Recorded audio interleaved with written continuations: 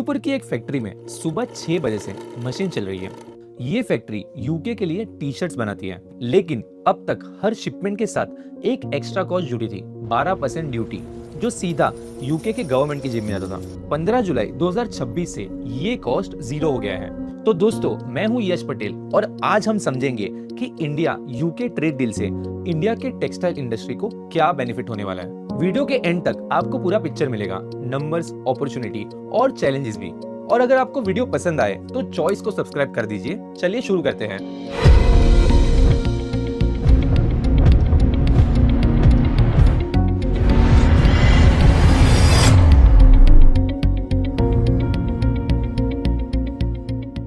पंद्रह जुलाई 2026 से India UK सेटा comprehensive economic and trade agreement officially effective हो गया है।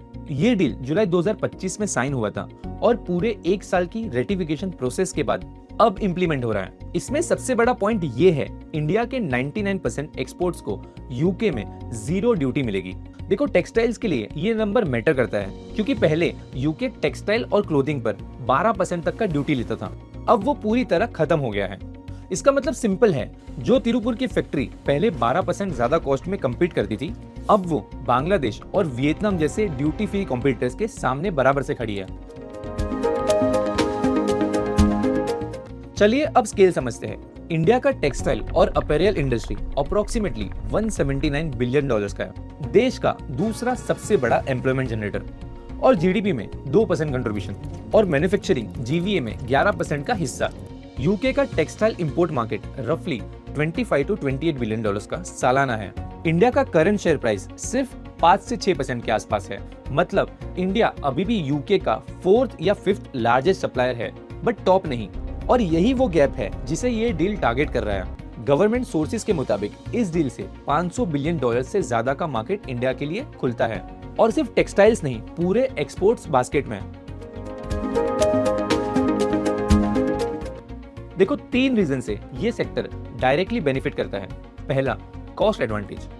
12% ड्यूटी हटाने से इंडियन गारमेंट्स यूके मार्केट में तुरंत ज्यादा कॉम्पिटिटिव हो जाते हैं। इंडस्ट्री बॉडी सिटी के मुताबिक इससे इंडिया का प्राइस पोजीशनिंग बांग्लादेश के बराबर आ जाता है, जो पहले से जीरो ड्यूटी एक्सेस एंजॉय करता था।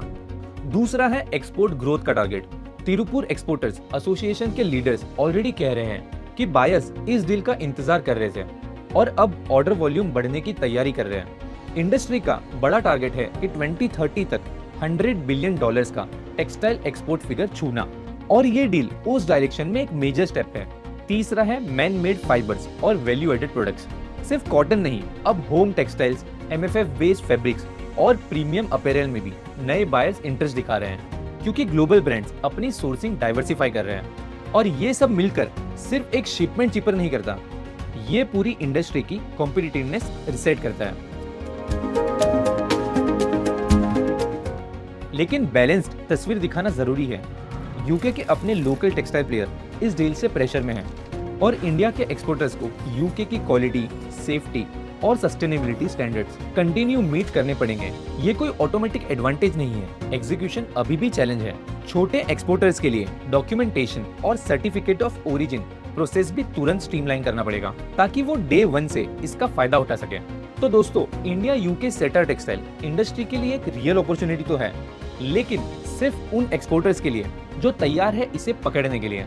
अगले कुछ सालों में ये देखना इंटरेस्टिंग होगा कि तिरुपुर, सूरत और लुधियाना जैसे हब्स इस मौके को कितना कैच कर पाते हैं। आपको क्या लगता है, कमेंट में जरूर बताओ। और अगर ऐसे ही एक्सप्लेनर वीडियो पसंद आए तो चॉइस को सब्सक्राइब जरूर कीजिए। मिलते हैं अगले वीडियो में।